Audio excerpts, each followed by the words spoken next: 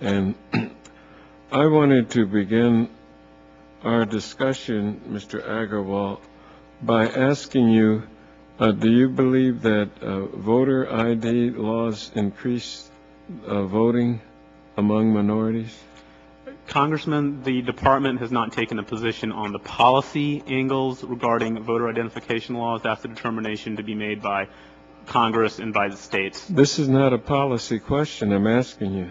I'm merely asking you if you have any information, knowledge, or belief that voter ID laws increase voter turnout. That's not a policy question. In our amicus brief filed in the Supreme Court, we did cite to the Milio study that was referenced by Congressman Pence, which did find that there was an increase in turnout after the enactment of voter ID laws in Indiana. Well, but that doesn't lead you to answer my question in the affirmative. Congressman, I'm really not able to answer that question at this time. I think I would need more data, but I can tell you that there have been at least this one study which did find an increase in turnout. Okay. Well, thanks a lot. Now, we have a number of issues in my opening statement, which I'm going to give you a copy of before you leave, because these weren't just rhetorical remarks. They were issues that we need to have answered specifically. Would you be willing to go through my opening statement and respond to them? With pleasure, Congressman. Thank you. Now,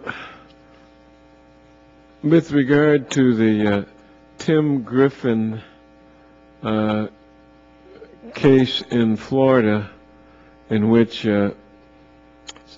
members of the other body, White House and Kennedy, called for a Department of Justice investigation into allegations that Tim Griffin in Florida, a former Republican National Committee opposition researcher, and others at the RNC may have engaged in caging during the 2004 elections.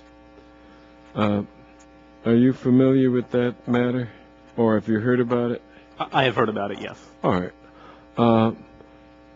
Is there any indication, or do you have any information that there is a Department of Justice investigation ongoing in that matter? I am aware of no such ongoing investigation within the civil rights or criminal divisions, Congressman. And I should also mention that the department recently sent a letter to the Senate indicating that at least as of 2007, the department had not been aware of those allegations. All right, and the letter was sent to Senator Kennedy and Senator Whitehouse? I believe so, or perhaps Senator Leahy, but yes.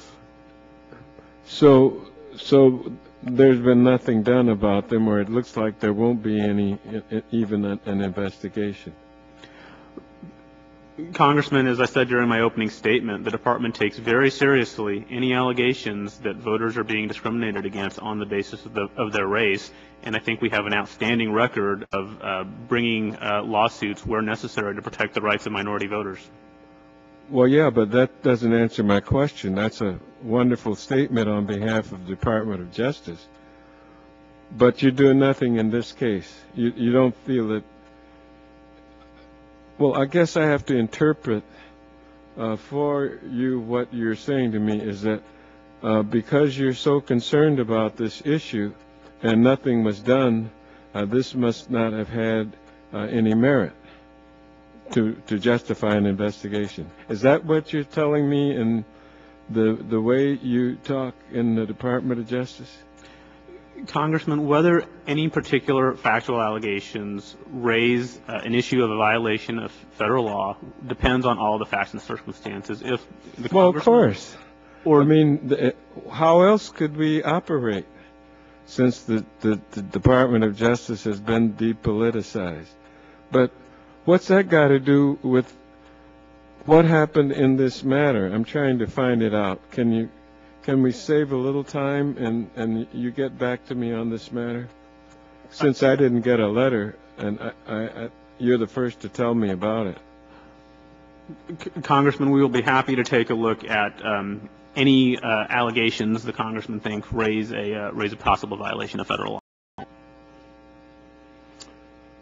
Well, I want you to get back to me even if it doesn't raise a violation of law. I'm trying to find out what happened to it, not what you think about it. I'll take that back to the department, Congressman. Okay, thank you very much.